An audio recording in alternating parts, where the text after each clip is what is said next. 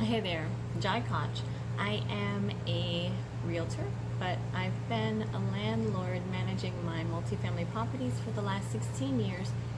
And I wanted to share some of my tips, and I wanted to address, I think, the biggest misconception that people may have about passive income. The IRS treats rental properties, real estate investments as passive income for tax purposes. But don't confuse this with actually being passive, meaning that you don't have to put in any work or effort. I mean, I'm sure I've seen it a million times all over Instagram or Facebook, whatever, about these posts about real estate investments and how, I'm making money, while I sleep. And listen, real estate investments are the best thing ever. This is what I do. I love it. I'm not knocking it by any means, but I do just want it to be crystal clear that it takes some work. It takes some planning. It's not a 9-to-5 job. I mean, this is not like you're not going to spend 60 hours a week running these things, but it does require some planning and some foundation you have to lay. So the first thing that you need to understand is that this is a business and it's not going to run itself. It's a business just like any other. You just don't go in 9 to 5, but you want your tenants are your clients. They're your customers. For me, I don't like turnover. I want a good, stable tenant that pays the rent, takes care of my property, and renews year after year. It's costly to turn over a unit. I don't, want to have to paint and fix it up every year. I want someone who's going to stay long term. And how do you do this? You do this by, first of all, providing quality housing. I mean, I'm in the affordable housing realm, but I still make it the best that I can. I treat it. I don't have luxury properties, but I take good care of them so that they are the best they can be for their level. I respond to maintenance requests. I'm ahead of the game. So the first thing that I do, and you should be doing when you acquire a new property, is hopefully you had a complete full inspection by a professional, and the overall health of your property. You have, I like to call it a baseline.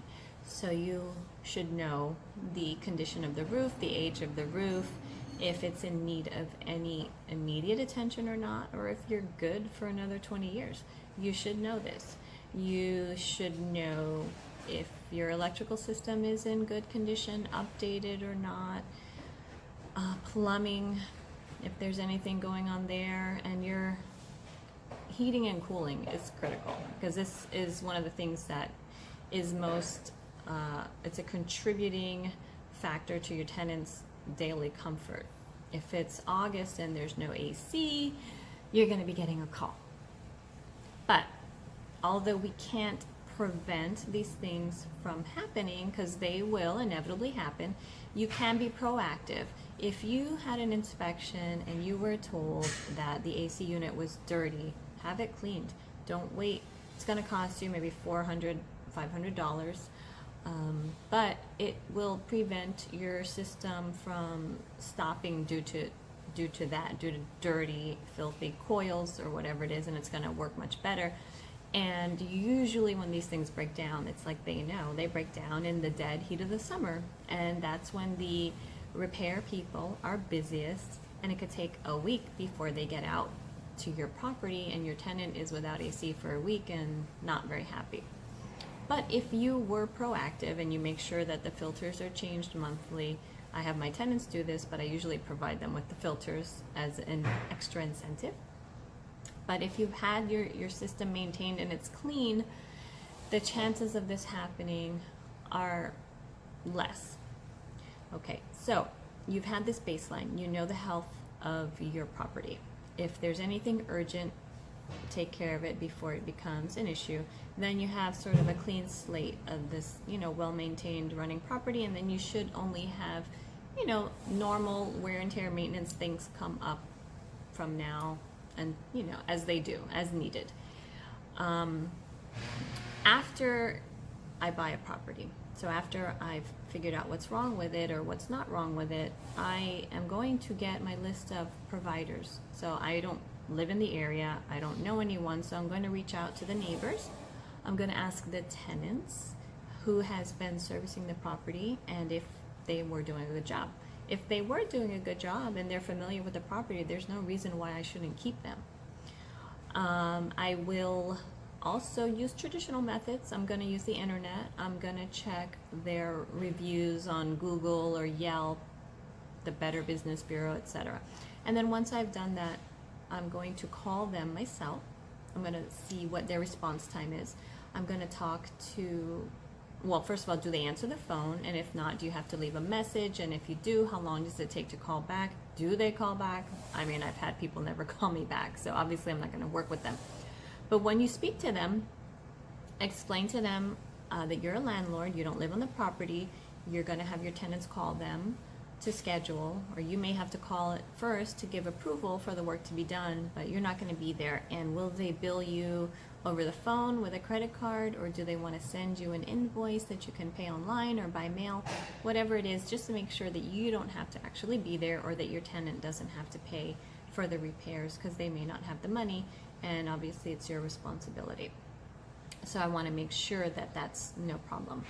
And then I will add them to my list. And so what I'm going to do is I'm going to make sure that I have a roofer, a plumber, an electrician, well, handyman. Handyman is huge.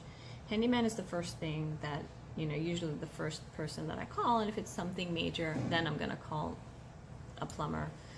But for most things, my handymen have been able to handle that. And you want to have a good AC repairman, because that is going to happen quite often, unfortunately. So once you have all of these people, put them in your phone, save their contact information, and put together like a Word document with all of their phone numbers and contact information, and save it in your computer and share it with your tenants. And with the understanding that they should call you first, but if for whatever reason, if there's an emergency and they can't reach you, that this is your list of approved vendors, approved service providers. And especially if I'm going out of town, or if I'm flying out of the country and I know I'm going to be on the plane for several hours or in a different time zone, I always let my tenants know that I'm going to be out of the country, and I give them the ways they can reach me.